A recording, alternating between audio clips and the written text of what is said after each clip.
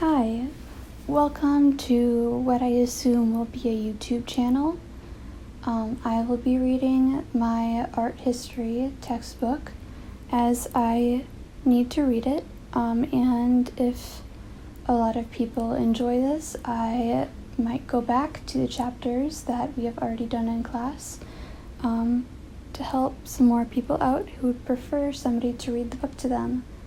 I apologize for my voice. I may stutter, and it might get dry, but I'm hoping that this will at least help a little bit. Please forgive me. I'm just a college student. This isn't like any professional work or anything. I'm going to be reading Chapter 2 of Gardner's art history. I don't know what it's actually called, but it's the Gardner's art history book. Chapter 2, Ancient Mesopotamia and Persia. Framing the Era. Pictorial narration in ancient summer. In ancient summer, the cradle of civilization in Mesopotamia, humans first learned how to use the wheel and plow and how to control floods and construct irrigation canals.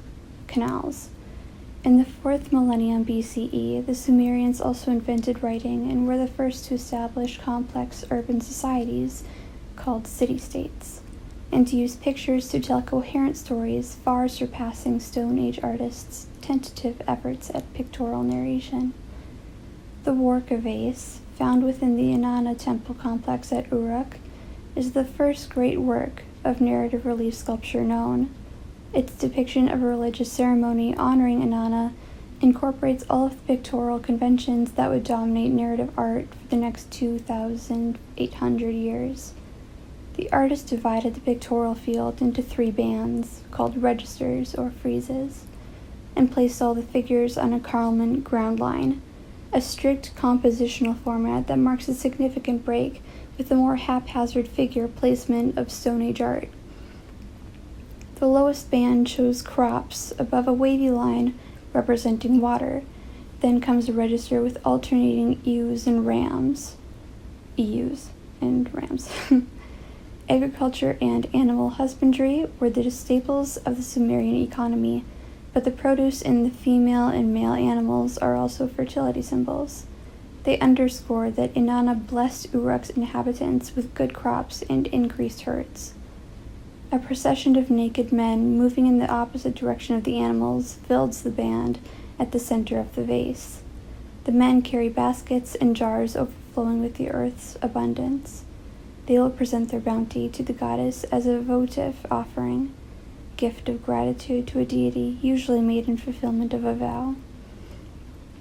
In the uppermost and tallest band of the work of Vase is a female figure with a tall horned headdress next to 2 reed posts with streamers, the sign of the goddess Inanna.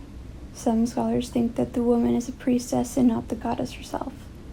Facing her is a nude male figure bringing a large vessel brimming with offerings to be deposited in the goddess's shrine, and behind him, not visible in figure 2.1a, a man wearing a tasseled skirt and an attendant carrying his long train. Near the man is the pictograph, a simplified picture standing for a word, for the Sumerian official whom scholars ambiguously call a priest-king, that is, both a religious and secular leader. Some art historians interpret the scenes as a symbolic marriage between the priest-king and the goddess, ensuring her continued goodwill, and reaffirming the leader's exalted position in society. The greater height of the priest-king and Inanna, or her priestess, compared with the offering bearers, indicates their greater importance, a convention called hierarchy of scale that the Sumerians also pioneered. Mesopotamia. When humans first gave up the dangerous and uncertain life of the hunter and gatherer for the more predictable and stable life of the farmer and herder, the change in human society was so significant that humans justly have dubbed it the Neolithic Revolution. This fundamental change in the nature of daily life first occurred in Mesopotamia, the Greek name for the land between the Tigris and Euphrates rivers. The foothills surrounding the Mesopotamian valley form a huge arc from the mountainous border between Turkey and Syria through Iraq to Iran's Zagros Mountains. Often called the Fertile Crescent, Mesopotamia is the presumed local of the biblical Garden of Eden, and the region that gave birth to three of the world's greatest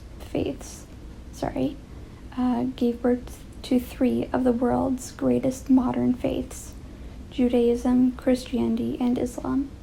This land between the rivers has, consequently, been long of interest to historians. Not until the 19th century, however, did systematic excavation open the public's eye to the extraordinary art and architecture of ancient Mesopotamia. After the first discoveries in Syria and Iraq, the major museums of Europe and North America began to avidly collect Mesopotamian art. The most popular 19th century acquisitions were the stone reliefs depicting warfare and hunting, and the colossal statues of monstrous man-headed winged bulls. From the palaces of the Assyrians, rulers of a northern Mesopotamian empire during the 9th to the 7th centuries BCE. But nothing extracted from the earth during the 19th century garnered as much attention as the treasure of gold objects, jewelry, musical instruments, and other artworks that British archaeologist Sir Leonard Woolley discovered in the 1920s at the Royal Cemetery at Ur in southern Iraq. The interest in the lavish 3rd millennium Sumerian cemetery that he excavated rivaled the fascination with the 1922 discovery of the tomb of the Egyptian boy king Tutankhamun. Sumer. The discovery of the treasures of ancient Ur put the Sumerians once again in a prominent position on the world stage, from which they had been absent for more than 4,000 years. Ancient Sumer, which roughly corresponds to southern Iraq today, comprised a dozen or so independent city-states under the protection of different Mesopotamian deities. The Sumerian rulers were the gods' representatives on earth and the stewards of their earthly treasure. The rulers and priests directed all communal activities, including canal construction, crop collection, and food distribution. Because the Sumerians developed agriculture to such an extent that only a portion of the population had to produce food, some members of the community were free to specialize in other activities, including manufacturing, trade, and administration. Specialization of labor is the hallmark of the first complex urban societies. In the city-states of ancient Sumer, activities that once had been individually initiated became institutionalized for the first time.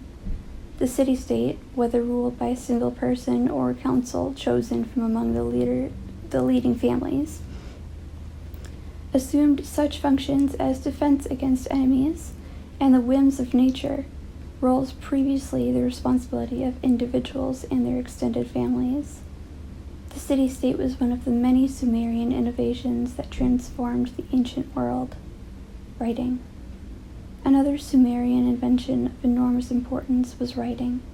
The oldest written documents known are Sumerian records of administrative acts and commercial transactions. At first, around 3,400 to 3,200 BCE, the Sumerians made inventories of cattle, food, and other items by drawing pictographs, often in boxes, in soft clay with a sharp tool or stylus. The clay hardened into breakable yet nearly indestructible tablets. Thousands of these tablets, dating back nearly 5 millennia, exist today. By 3000 to 2900 BCE, the Sumerians had further simplified the pictographic signs by reducing them to a group of wedge-shaped cuneiform signs read from top to bottom and right to left. There's some figures that are early examples. See also figures. The development of cuneiform marked the beginning of writing as historians strictly define it. The surviving cuneiform tablets testify to the far-flung network of Sumerian contacts reaching from southern Mesopotamia eastward to the Iranian plateau, northward to Assyria, and westward to Syria. Trade was essential to the Sumerians because despite Sumer's fertile soil, the land was poor in such vital natural resources as metal, stone, and wood. The Sumerians also produced great literature. Their most famous work, known from fragmentary cuneiform texts, is the late 3rd millennium BCE Epic of Gilgamesh, which antedates the Greek poet Homer's Iliad and Odyssey by some 1,500 years. It recounts the heroic story of Gilgamesh, legendary king of Uruk, and slayer of the monster Huwawa.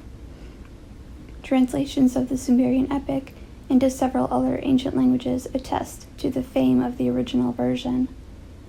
White Temple, Uruk. The layout of Sumerian cities reflects the central role of the gods in daily life. The main temple to each state's chief god was its most important structure and the city's nucleus. In fact, the temple complex was a kind of city within a city, where a staff of priests and scribes carried on official, administrative, and commercial business, as well as oversaw all religious functions. The outstanding preserved example of early Sumerian temple architecture is the 5,000-year-old White Temple at Uruk, a city that in the late 4th millennium BCE was about 500 acres in size and had a population of about 40,000. Usually only the foundations of early Mesopotamian temples remain. The White Temple is a rare exception. Sumerian builders did not have easy access to stone quarries and instead formed mud bricks for the superstructures of their temples and other buildings. Mud brick is a durable building material, but unlike stone, it deteriorates with exposure to water. Almost all the Sumerian mud brick structures have eroded over the course of time. The Sumerians nonetheless erected towering works, such as the Uruk Temple, several centuries before the Egyptians built their famous stone pyramids. The construction of grandiose shrines when stone was unavailable says a great deal about the Sumerians' desire to provide inspiring settings for the worship of their deities. Enough of the White Temple at Uruk remains to permit a fairly reliable reconstruction. The temple, whose white gypsum-coated walls suggested its modern nickname, stands atop a lofty platform 43 feet above street level at the city's highest point, called Kulaba. A stairway on one side leads up to the top, but does not end in front of any of the temple doorways, necessitating 2 or 3 angular changes in direction. This bent axis plan is the standard arrangement for Sumerian temples, a striking contrast to the linear approach that the Egyptians preferred for their temples and tombs. As in other Sumerian temples, the corners of the White Temple are oriented to the cardinal points of the compass. The building, probably dedicated to Anu, the sky god, is of modest proportions, 61 by 16 feet. By design, Sumerian temples did not accommodate large throngs of worshippers, but only a select few, the priests and perhaps the leading community members. The White Temple had several chambers. The central hall, or sala, was the divinity's room and housed a stepped altar. The Sumerians referred to their temples as waiting rooms, a reflection of their belief that the deity would descend from the heavens to appear before the priest in its cella. It is unclear whether the Uruk temple had a roof, and if it did, what kind. The Sumerian notion of the gods residing above the world of humans is central to most of the world's religions. Moses ascended Mount Sinai to receive the 10 Commandments from the Hebrew God. I'm skipping over those sections. I hope you don't mind. So Moses ascended Mount Sinai to receive the 10 Commandments from the Hebrew God and the Greeks placed the home of their gods and goddesses on Mount Olympus. By the way, what I mean by sections is this, there's a block here, it says religion and mythology, and it has some bullet points, probably about the gods and goddesses of Mesopotamia, because that is the heading. I will be skipping over the sections like that and just reading the plain text. Okay. The elevated placement of Mesopotamian temples on giant platforms reaching to the sky is consistent with this widespread religious concept. The loftiness of the Sumerian temple, the loftiness of the Sumerian temple platforms made a profound impression on the peoples of ancient Mesopotamia. The tallest at Babylon was about 270 feet high. Known to the Hebrews as the Tower of Babel, it became the centerpiece of a biblical story about the arrogant and disrespectful pride of humans. Inanna. A fragmentary white marble female head from Uruk is also an extraordinary achievement at so early a date. The head, one of the treasures of the National Museum of Iraq in Baghdad, disappeared during the Iraq War of 2003, but was later recovered along with other priceless items. The Sumerians lacked a ready source of fine stone suitable for carving sculptures, and consequently used stone sparingly. The glossy, hard stone selected for this head had to be brought to Uruk at great cost. In fact, the head is really only a face with a flat back.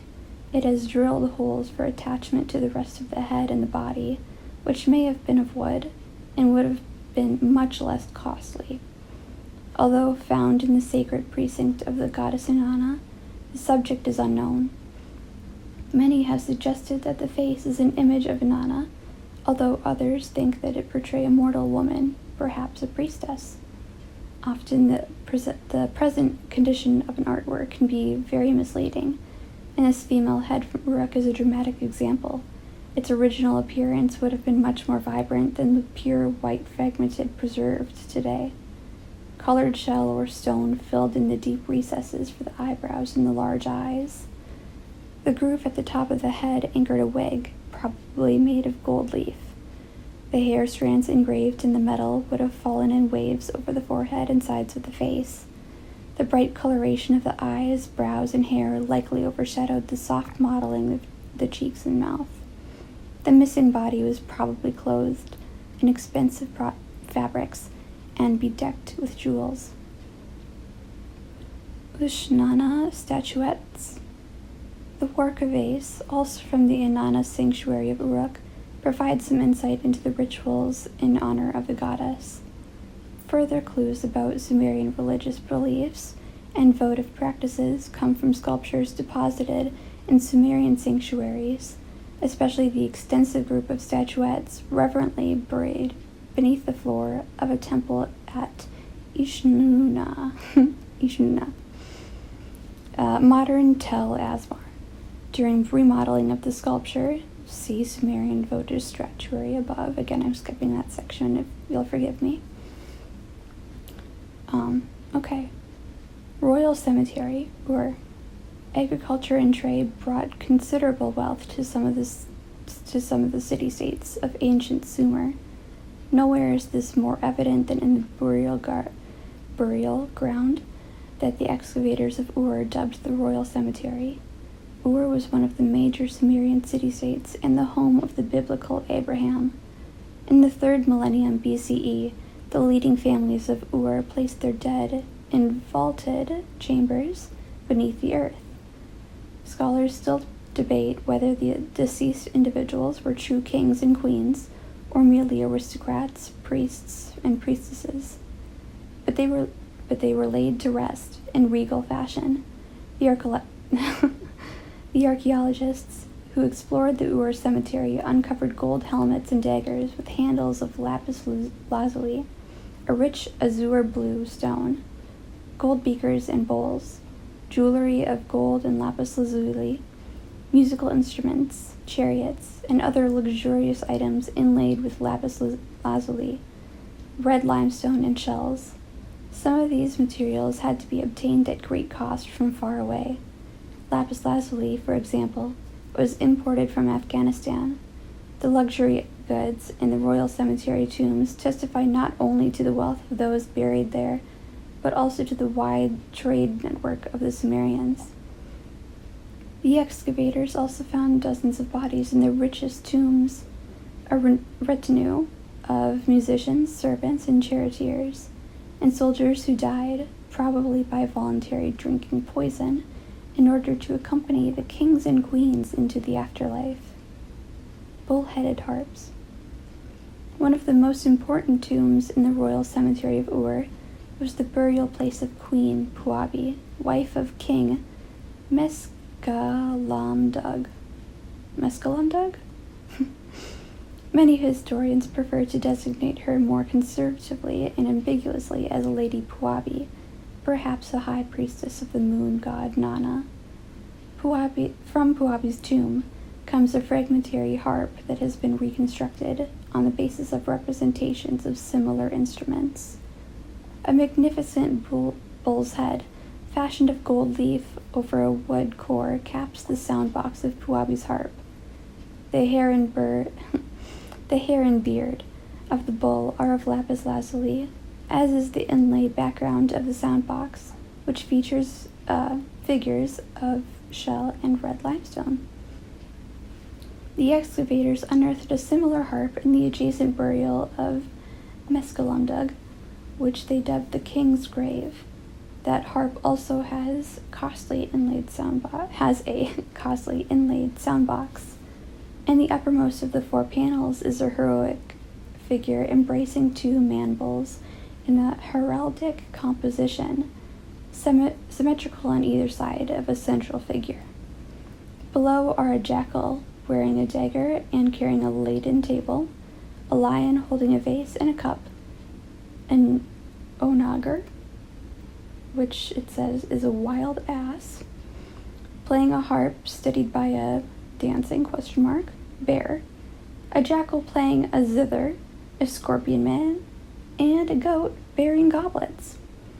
The artist represented all of the animals in profile, consistent with the approach to depicting four-legged creatures that was then some 30,000 years old.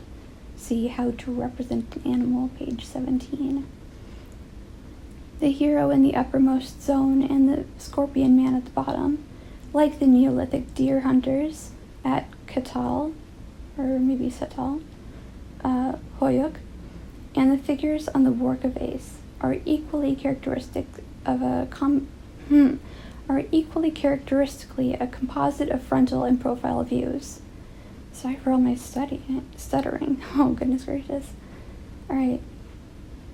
The meaning of the scenes on the soundbox is unclear. Some scholars have suggested, for example, that the depicted creatures inhabit the land of the dead, and that the narrative has a funerary significance.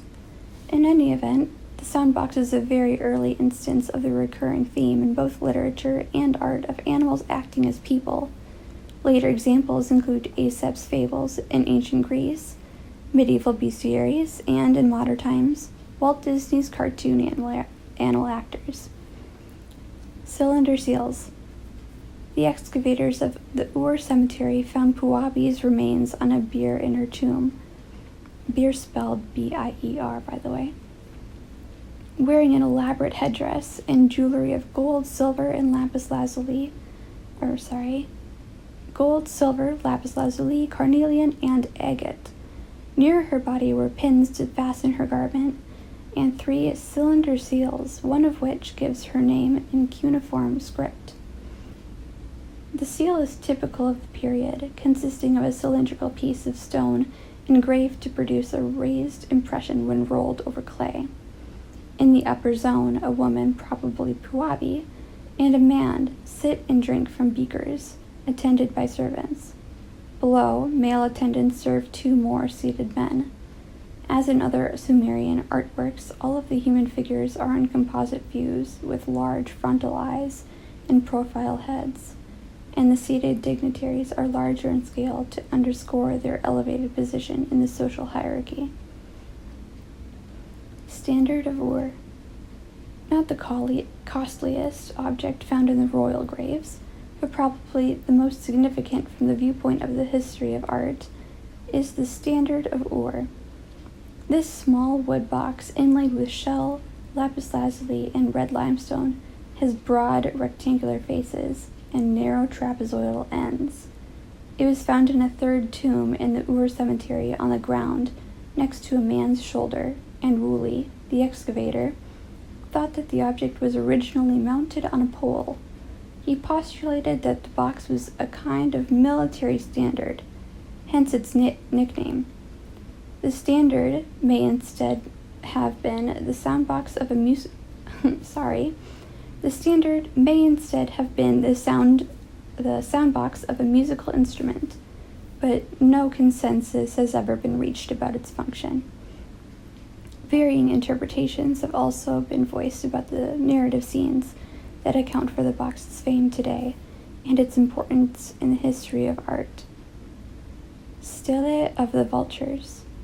The city-states of ancient Sumer were often at war with one another, and the Standard of Ur is but one of many Sumerian artworks that have warfare as a principal subject. Another example is the so-called Stele of the Vultures from Girsu. A stele is a carved stone slab erected to commemorate a historical event or, in some cultures, to mark a grave. The Girsu stele presents a labeled historical narrative, one of the earliest known. Cuneiform inscriptions fill almost every blank space and inform the viewer that the Stele of the Vultures celebrates the victory of Inatum. We'll just go with Inatum. Okay. The NC, or ruler, king, of Lagash over the neighboring city-state of Umma. The stele has reliefs on both sides and takes its modern name from a fragment depicting a gruesome scene of vultures carrying off the severed heads and arms of the defeated enemy soldiers. Another fragment shows the giant figure of the local god Ningirsu, holding tiny enemies in a net, beating one of them on the head with a mace, a striking contrast to the Standard of Ur, where no gods are present and the victory is achieved by men alone. The fragment in figure 211 depicts Inatum leading an infantry battalion into battle and attacking from a war chariot. The foot soldiers protect themselves by forming a wall of shields. There are far more hands and spears than heads and feet, and trample naked enemies as they advance. The fragment representing vultures devouring corpses belongs just to the right in the same register. Both on foot and in a chariot, Inatum is larger than everyone else, save for Ningirsu on the other side of the stele. The artist represented the NC as the fearless general who paves the way for his army. Many Girsu attackers nonetheless lost their lives, and the inscription reports that the Inatum himself sustained wounds in the campaign, although the sculptor always portrayed the NC as unharmed. In art, the outcome was never in doubt, because Ningirsu fought with the men of Lagash. Despite its fragmentary state, the Stele of the Vultures, like the Standard of Ur, is an extraordinary find, not only as a very early effort to record historical events in relief and commemorate those events in a permanent public monument, another Sumerian first, but also for the insight it yields about Sumerian society.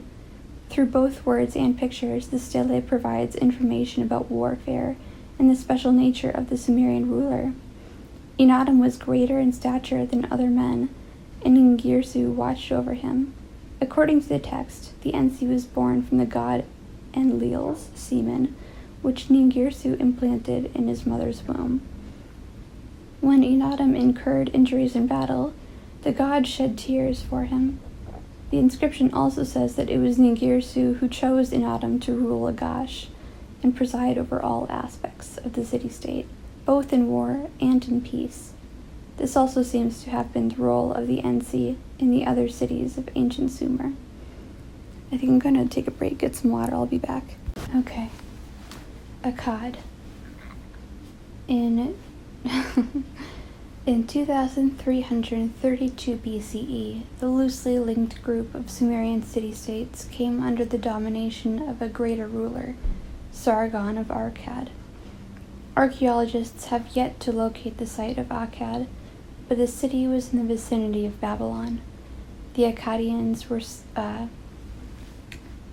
Semitic in origin, that is, they were Mesopotamian people who spoke a language related to Hebrew and Arabic.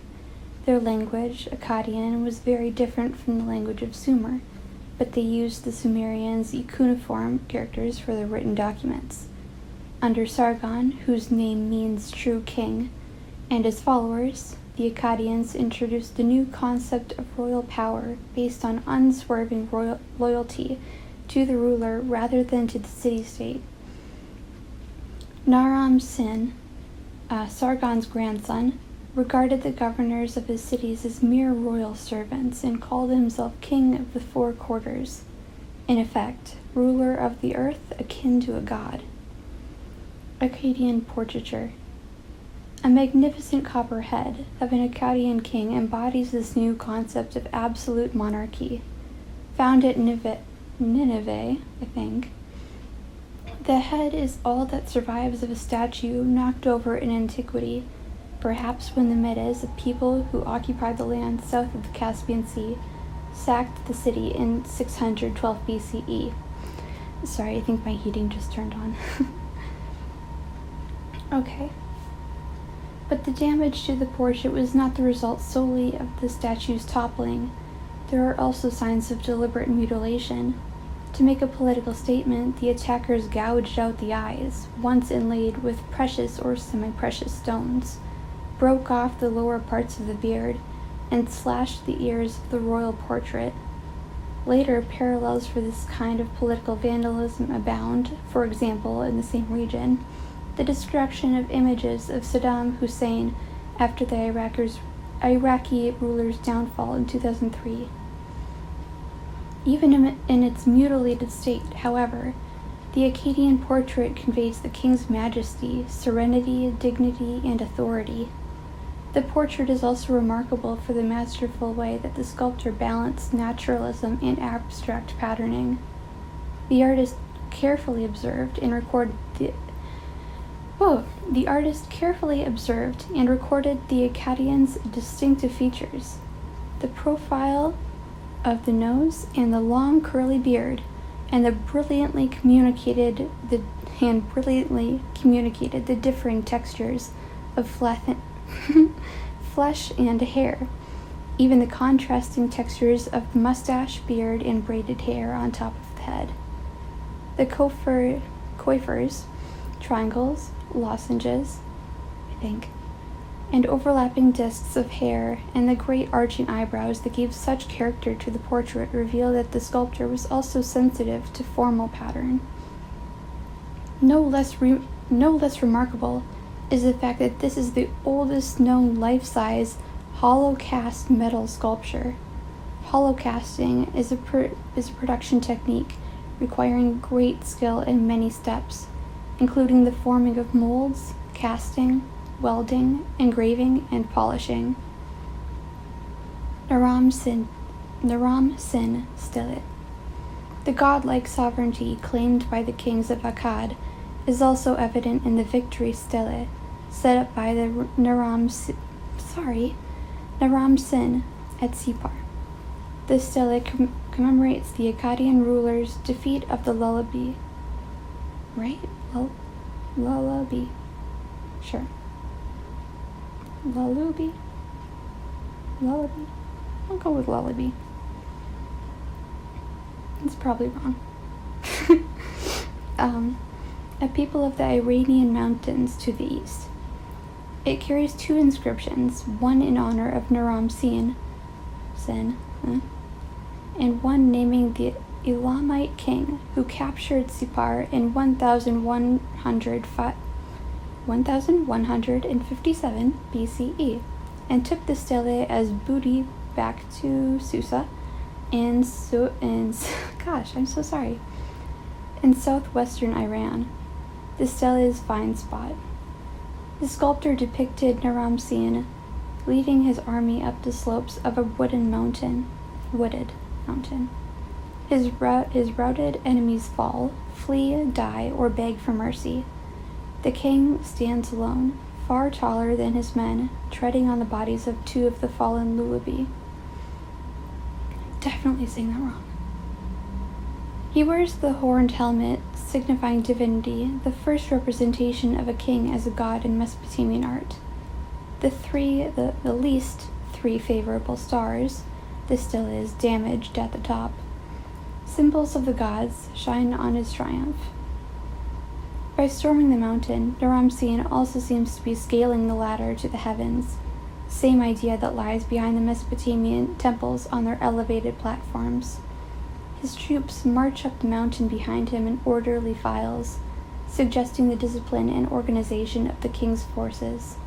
By contrast, his enemies are in disarray, depicted in a great variety of postures. One falls headlong down the mountainside. The Akkadian artist adhered to older conventions in many details, especially by enlarging the size of the king, portraying him and his soldiers in composite views, and placing a frontal two-horned helmet on Naram-Sin's profile head. But the sculptor showed daring innovation in creating a landscape setting for the story, and placing the figures on successive levels within that landscape.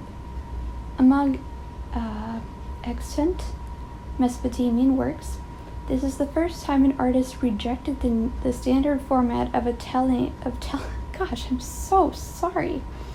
The first time an artist rejected the standard format of telling a story in a series of horizontal registers, the compositional formula that had been the rule for a millennium.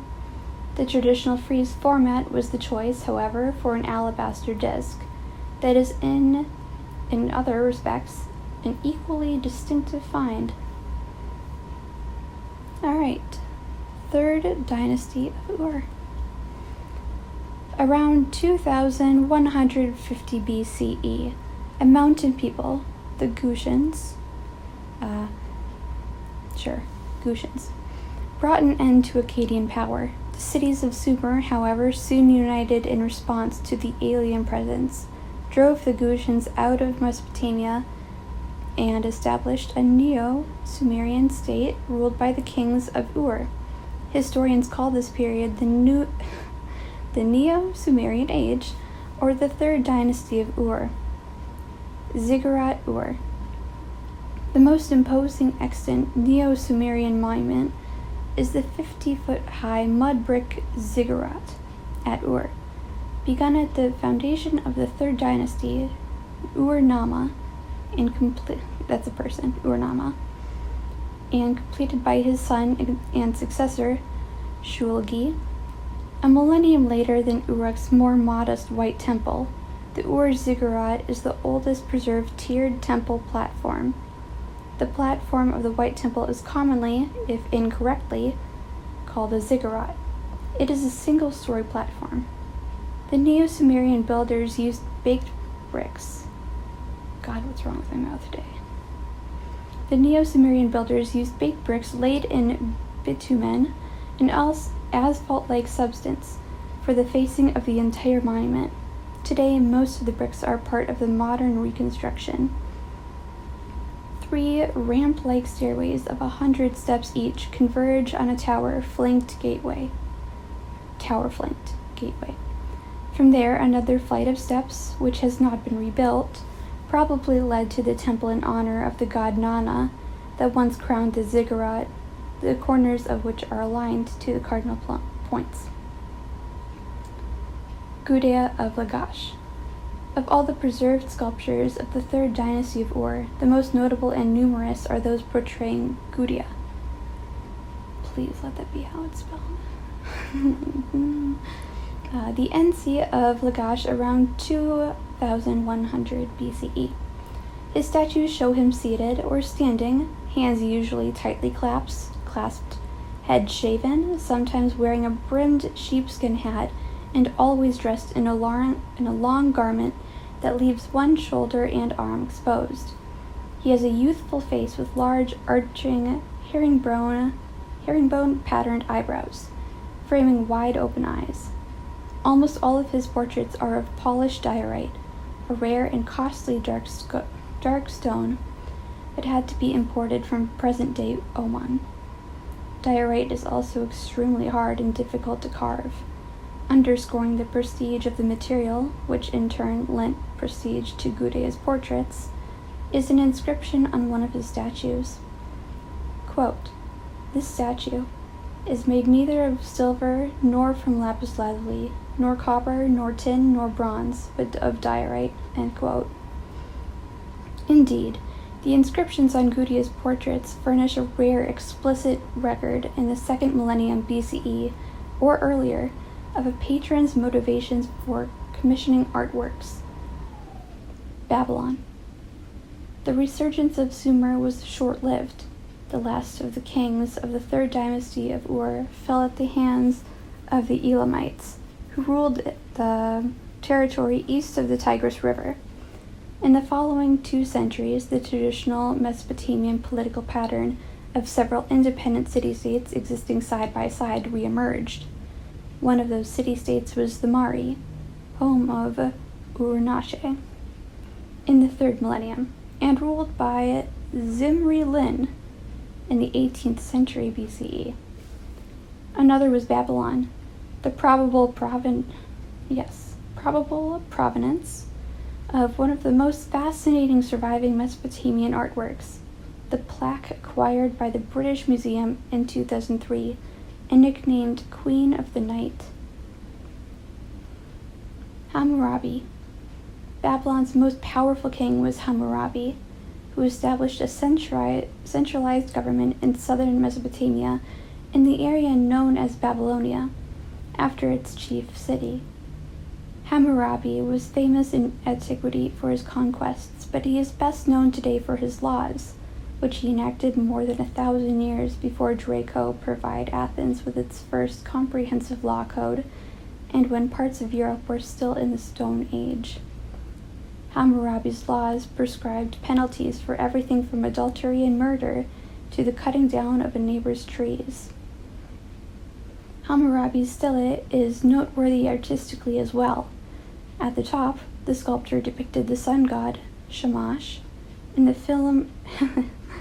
familiar convention of combined front and side views, but with 2 important exceptions.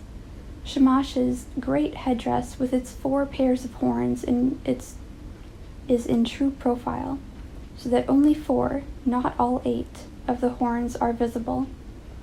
Also, the artist seems to have tentatively explored the notion of foreshortening, a means of suggesting depth by representing a figure or object at an angle, instead of frontally or in profile. Shamash's beard is a series of diagonal rather than horizontal lines, suggesting its recession from the picture plane. The sculptor also depicted the god's throne at an angle, further enhancing the illusion of spatial recession. Elam. The Babylonian Empire toppled in the face of an onslaught by the Hittites.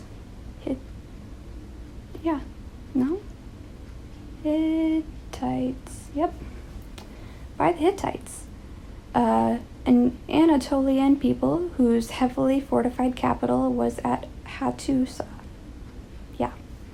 near modern Bogazkoy, Turkey.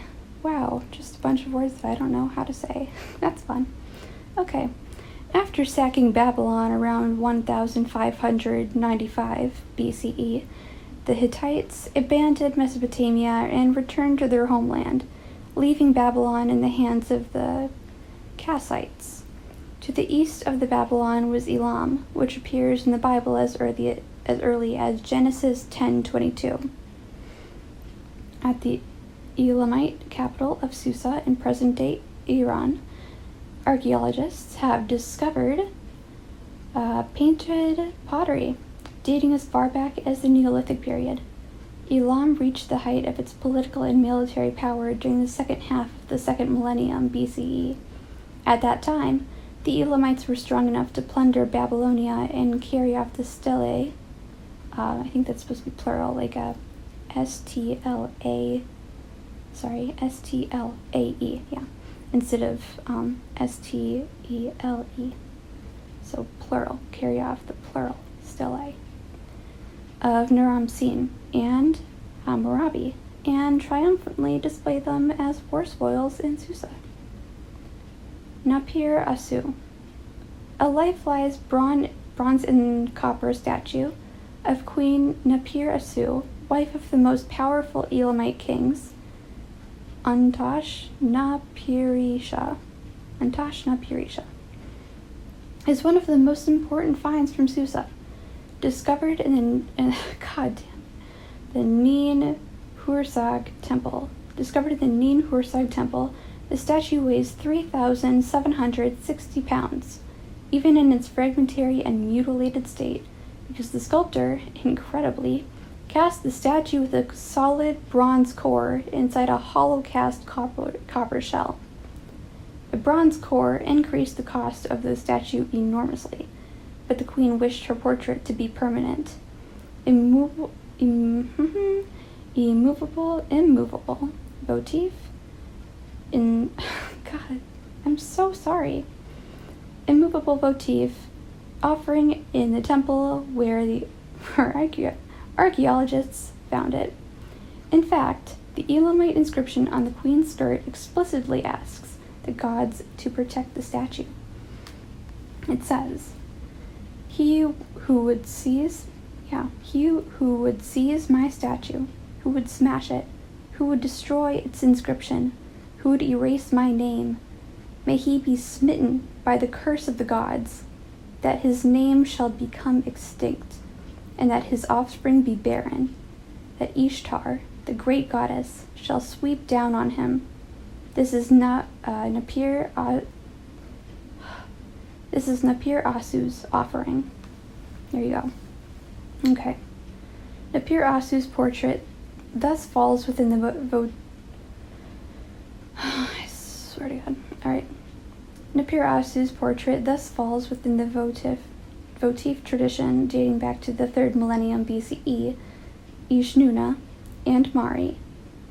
Figurine. God, I always keep thinking there's a period. I'm so fucking sorry about this recording. Dating back to the 3rd millennium BCE, Ishnuna and Mari figurines. There's the end of the sentence. Ishnuna and Mari figurines.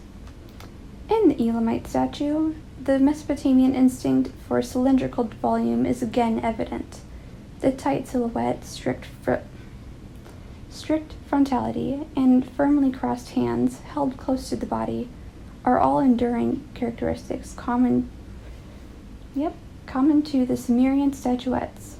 Yet within these rigid conventions of form and pose, the Elamite artist incorporated features based on close observation. The sculptor conveyed the feminine softness of the arm and bust, the grace and elegance of the long-fingered hands, and the supple bend of the wrist, the ring and bracelets, and the gown's patterned fabric. The loss of the head is especially unfortunate. The figure presents a portrait of the ideal queen. The hands crossed over the belly may allude to fertility and the queen's role in assuring peaceful dynastic succession. Assyria. During the first half of the 1st millennium BCE, the fearsome Assyrians vanquished the various peoples who succeeded the Babylonians and Hittites, including the Elamites, whose capital of Susa they sacked in 641 BCE. The Assyrians took their name from Assur, the city east of the Tigris River in the Zagros Mountains of northern Iraq, dedicated to the god Ashur. At the height of their power, the Assyrians ruled an empire that extended from the Tigris River to the Nile and from the Persian Gulf to Asia Minor. Palace of Sargon II. I think. I know that's 2, but it doesn't sound like a person. Alright, no, that is a person. I'm so sorry. I'm messing up this recording for you guys. Alright. The Assyrian kings cultivated an image of themselves as merciless to anyone who dared oppose them, but forgiving to those who submitted to their will. Ever mindful of a possible attack, the Assyrians constructed their palaces as fortified citadels, guarded by monstrous guardian figures. They profusely decorated these complexes with mural paintings and relief sculptures, exalting royal power. Palace of Ashur-nasir-pal II. Unfortunately, few Assyrian paintings exist today. A notable exception is the paddle, figure 221, depicting King Ashur-nasir-pal II and his retinue paying homage to the gods. It comes from the king's northeast palace at Kalhu. The painting medium is glazed brick, a much more durable format than direct painting on plastered mud brick walls.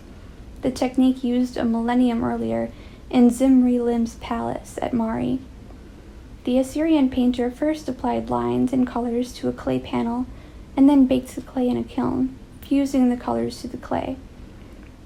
The Kalhu panel shows Ashur-nasir-pal. His name means Ashur guards the air, delicately holding a cup. With it, he will make a libation in honor of the protective Assyrian gods. The artist represented the king as taller than everyone else, befitting his rank, and rendered the figures in outline, devoting special attention to the patterns of the rich fabrics they wear. The king and the attendant behind him are in constant profile view, but the painter adhered to the convention of showing the eye from the front in a profile head. Painted scenes such as this hint at the original appearance, before the color disappeared, of the stone reliefs in Assyrian palaces, although the reliefs probably featured a wider range of hues than those available to the ceramic painter. God, I can't believe I have to say this huge name so many times. This is awful. Alright. Ashur-nasir-pal's Kalhu Palace also boasts one of the earliest and most extensive cycles of Assyrian relief sculptures, which, in their degree of documentary detail, are without parallel in the ancient world before the Roman Empire. The Assyrian reliefs, however, in contrast to the Roman imperial counterparts, decorating Grandoy's public monuments, were viewed only by the royal entourage and privileged visitors in the innermost parts of the palace complexes. The Assyrian reliefs are painted gypsum panels that sheathe the lower parts of the mud brick palace walls below brightly colored plaster. Rich textiles on the floors contributed to the luxurious ambiance. Each relief bore an inscription naming Ashur-nasir-pal and describing his accomplishments. Two of the reliefs are illustrated here. The first shows the Assyrians driving the enemy's forces into the Euphrates River. In the second relief, the Assyrian army lays siege on an enemy citadel. The river scene probably depicts an episode that occurred in 878 BCE. Two of Ashur-nasir-pal's archers shoot arrows at the fleeing foe. 3 enemy soldiers are in the water. One swims with an arrow in his back. The other 2 attempt to float to safety by inflating animal skins. Their destination is a fort where their compatriots await them. The artist showed the fort as if it were in the middle of the river. But it was, of course, on land, perhaps some distance from where the escapees entered the water. The artist's purpose was to tell the story clearly and economically. Ancient sculptors and painters often compressed distances and enlarged the human actors so that they would stand out from their environment. For example, literally interpreted, this relief presents the defenders of the fort as too tall to walk through its archway.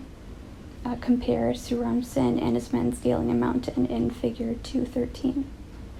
The sculptor also combine different viewpoints in the same frame, just as the figures are composites of frontal and profile views. The spectator views the river from above, and the men, trees, and fort from the side. The artist also made other adjustments for clarity. The archers' bowstrings are in front of their bodies but behind their heads, in order not to hide the soldiers' faces. The men will snare their heads in their bows when they launch their arrows. All these liberties with optical reality, however, result in a vivid and easily legible retelling of a decisive moment in the king's victorious campaign. That was the sculptor's primary goal. Palace of Ashurbanipal.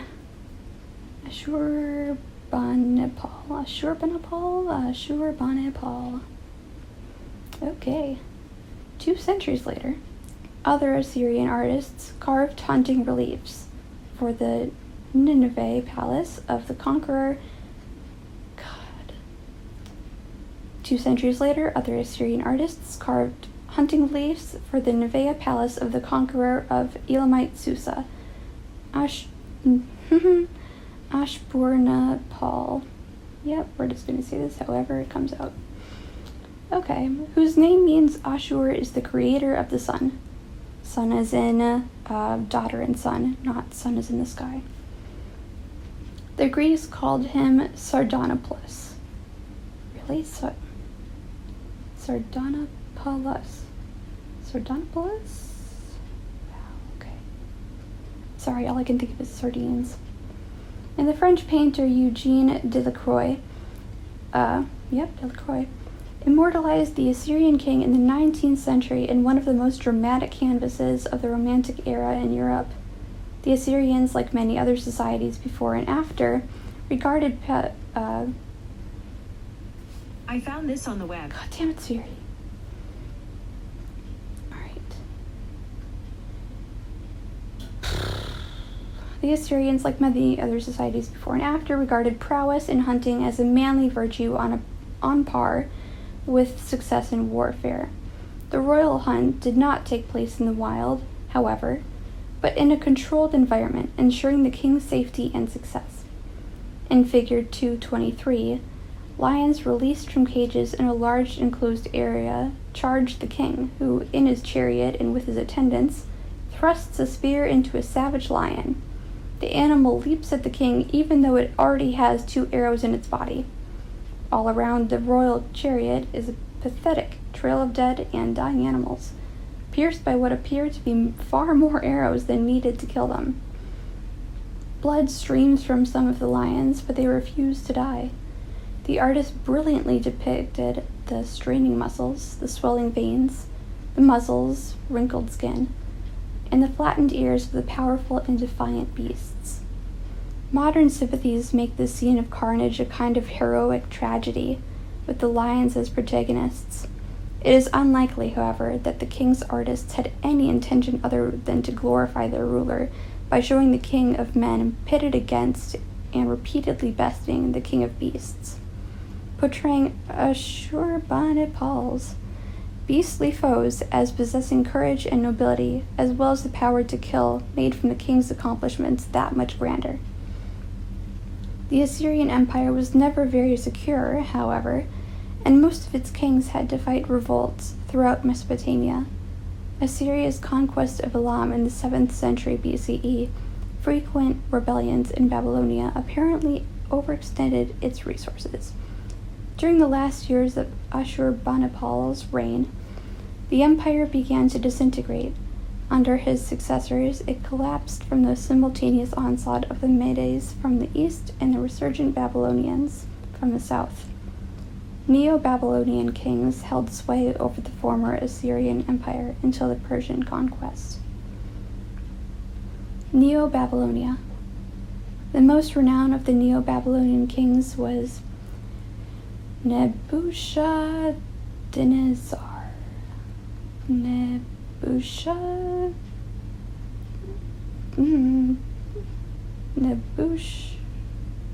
Nebuchadnezzar. Let's go with that. Nebuchadnezzar.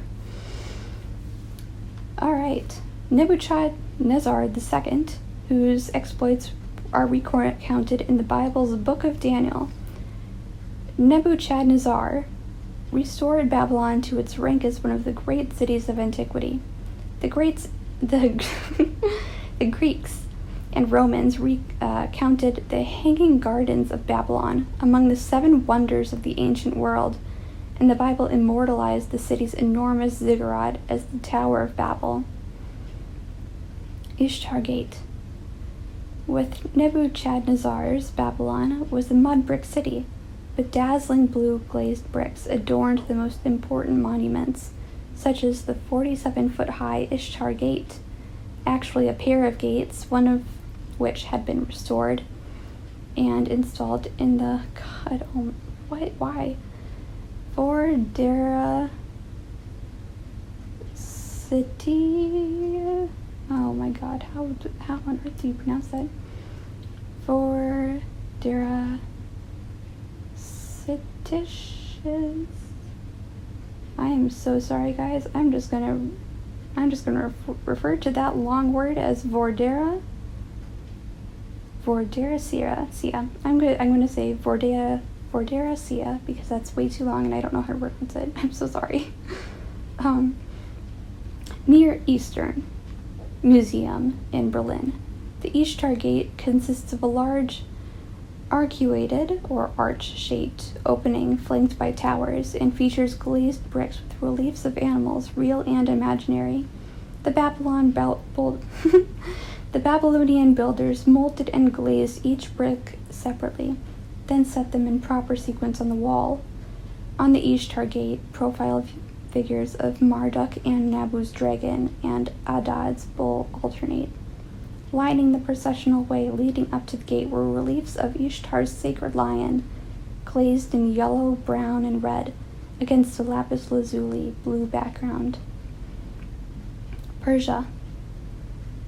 Although Nebuchadnezzar, the king of kings in the Book of Daniel, had boasted in an inscription that he caused a mighty wall to circumscribe Babylon, so that the enemy who would do evil would not threaten, Cyrus of Persia captured the city in 539 BCE. Cyrus, who may have been descended from an Elamite line, was the founder of the Achaemenid dynasty and traced his ancestry back to a mythical king, Achaemenid Empire.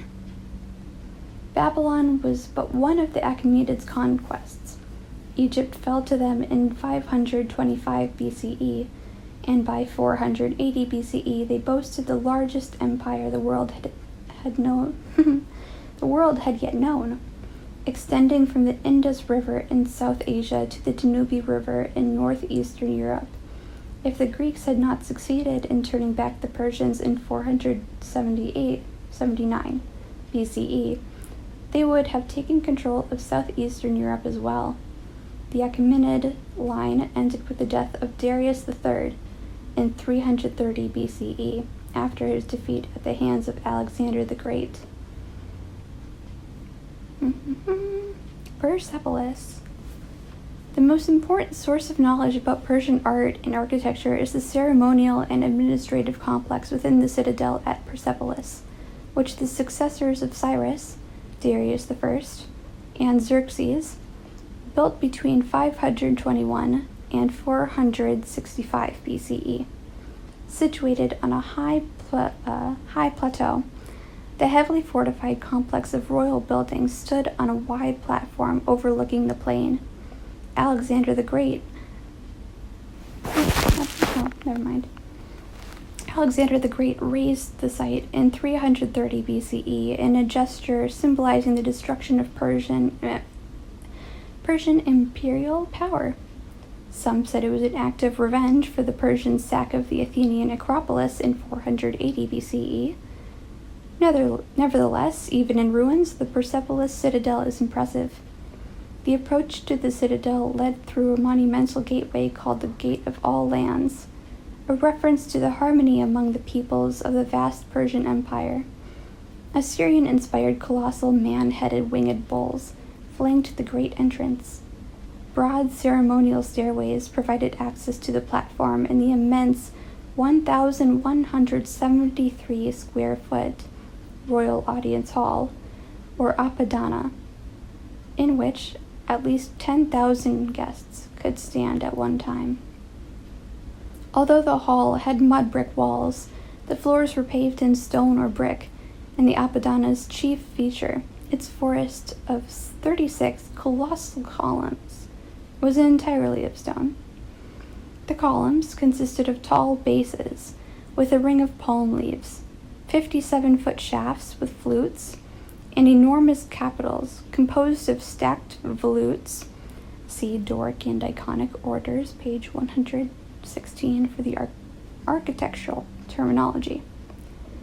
Topped by polished and painted back-to-back animal protomes, the head, forelegs, and part of the body. Similar columns and capitals filled the Apadana of Darius I's palace at Susa. The Achaemenid capitals are unique in form, but the designers drew on Greek, Egyptian, and Mesopotamian traditions. The capitals with animal protomes in the Susa Apadana are about 7 feet tall, bringing the total height of each of the 36 columns in the hall to 65 feet, including the bases. The Persepolis and Susa capitals incorporate several different animals: griffins, eagle-headed winged lions, bulls, lions, and composite man-headed bulls. The architects may have wanted to suggest that the Persian king had captured the fiercest animals and monsters to hold up the roof of his palace. The choice of paired protomes may have symbolized that the Persian cosmos was in equilibrium. The back-to-back protomes of each capital form a U-shaped socket that held massive cedar beams imported from Lebanon, which in turn supported a timber roof sealed with mud plaster. The illustrated Susa capital was reconstructed from fragments of several different capitals, which explains the variation in the color of the gray limestone. The reliefs decorating the walls of the terrace and staircases leading to the Persepolis Apadana, representing processions of royal guards, Persian nobles and dignitaries, and representatives from 23 subject nations, including Medes, Elamites, Babylonians, Egyptians, and Nubians, bringing tribute to the king. Every emissary wears a characteristic costume and carries a typical regional gift for the conqueror. The section of the perception reproduced here represents Persian nobles in pleated skirts and Medes wearing their distinctive round caps, knee-length tunics, and trousers. The carving of the Persepolis reliefs is technically superb, with subtly modeled surfaces and crisply chiseled details. Traces of paint prove that the reliefs were brightly colored. Although the Assyrian palace reliefs may have inspired those at Persepolis, the Persian sculptures differ in style. The forms are more rounded, and they project more from the background. Some of the details, notably the treatment of drapery folds, echo forms characteristic of archaic Greek sculpture, and Greek influence seems to be one of the many ingredients of Achaemenid style. Persian art testifies to the active exchange of ideas and artists among all the civilizations of Persia, Mesopotamia, and the Mediterranean at this date. In an inscription from the Susa Palace, Darius I boasts of the diverse origin of the stonemasons, carpenters, and sculptors who constructed and decorated the complex. He names Medes, Egyptians, Babylonians, and Ionian Greeks. This heterogeneous workforce created a new and coherent style that perfectly suited the expression of Persian imperial ambitions.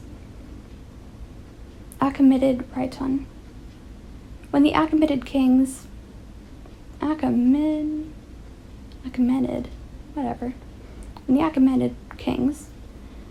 entertained guests. They served them food and drink and tableware of costly materials. Indeed, the Persians were famous for their luxurious cups and plates of gold and silver. Herodotus, history is 980, I don't know where that's for. Anyway, for example, recounted how the Greeks defeated the Persians at the Battle of Plataea in 479 BCE. They entered the Persian camp and found tents filled with gold bowls and goblets and wagons overflowing with gold and silver basins. In fact, this opulent collection was merely what the Persian king Xerxes brought with him on a military campaign. When Alexander the Great sacked Persepolis, he discovered even greater riches, including gold objects similar to the rhyton, conical pouring vessel, in the form of a winged lion illustrated here, figure 228. Although found at Hamadan in Iran instead of Persepolis or Susa, the rhyton must closely resemble the magnificent items that grace the tables of the Achaemenid royal house. Its shape is typical of these elaborate service pieces, a canonical trumpet-like container for wine, hammered, in parentheses, repoussé, I guess. From a thin sheet of gold inserted at a right angle into an animal protomb, also crafted in repoussé. I know French, not right now. It's like 10 o'clock p.m. Okay. In this case, the protomb is a winged lion, one of the many composite beasts popular in Mesopotamian art from the Sumerian era through the 7th century CE. I don't know if that's a typo or not. Around the lip of the rhyton is a lotus and palmette band that is close parallels in Greek architectural decoration. The Hamadan rhyton is thus another example of the varied stylistic and iconographical roots of Persian art. Oh my gosh, yes, we're almost done.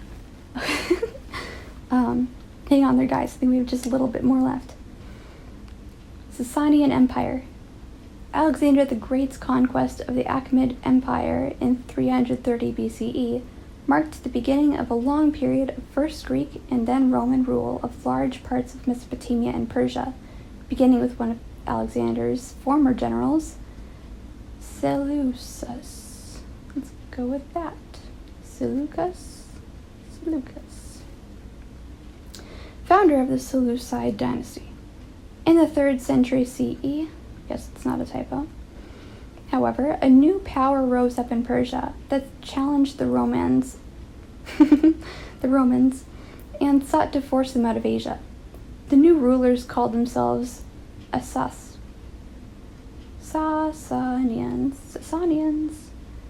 They traced their lineage to a legendary figure named Sasan, who said to be a direct descendant of the Achaemenid kings.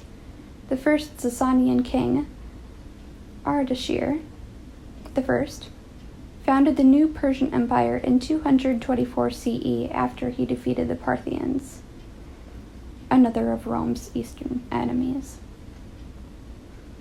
Bishapur and Ctesiphon. I hope that's right. The son and successor of Ardashir, Shapur I, was an accomplished general who further extended Sasanian territory. In 260, he even captured the Roman Emperor Valerian, a singular feat which he immortalized in a series of reliefs, for example, figure 228a, at Bishapur, Iran.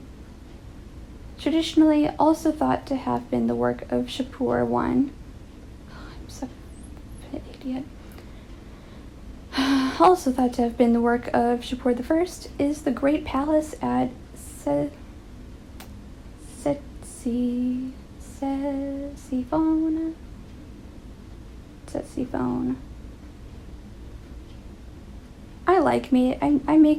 I have to read this out loud anyway to keep my attention, but I'm just so sorry. Okay. the capital that his father had established near modern Baghdad in Iraq. The construction of the palace is now attributed by most scholars to Khosrow I, a Sasanian king who lived 3 centuries later. The central figure of the Ctesiphon, it's not what the T is, Ctesiphon Palace, known locally as the Tak 1 Kisra, is the monumental Iwan, or brick audience hall, covered by a vault, here a deep arch over an oblong space, that comes almost to a point more than 100 feet above the ground. A series of horizontal bands made up of blind arcades, a series of arches without openings, applied as a wall decoration, divide the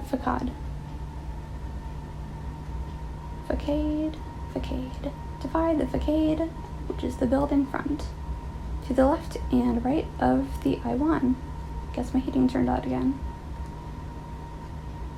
The new Persian Empire endured more than 400 years until the Arabs drove the Sasanians out of Mesopotamia in 636 CE, just 4 years after the death of Muhammad.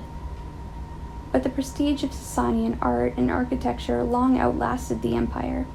8 centuries after Khosrow I built his palace at Ctesiphon, Islamic architects in Cairo still considered its soaring Iwan as the standard for judging their own engineering feats.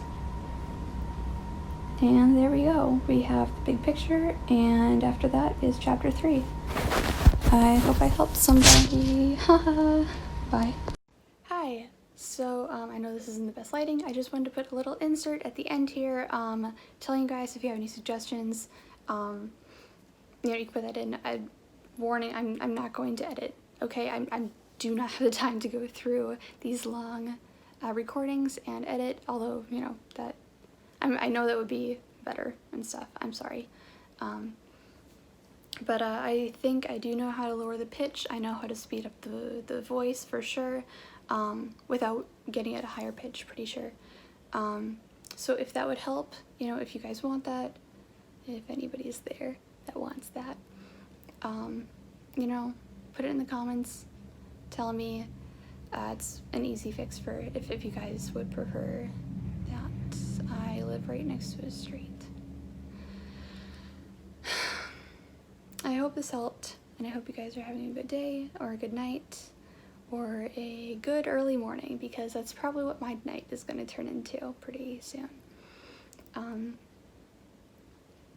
Yeah. I feel like I'm missing something. Am I missing something? I don't fucking know. I'm so sorry, guys. You don't even want to hear it. Bye.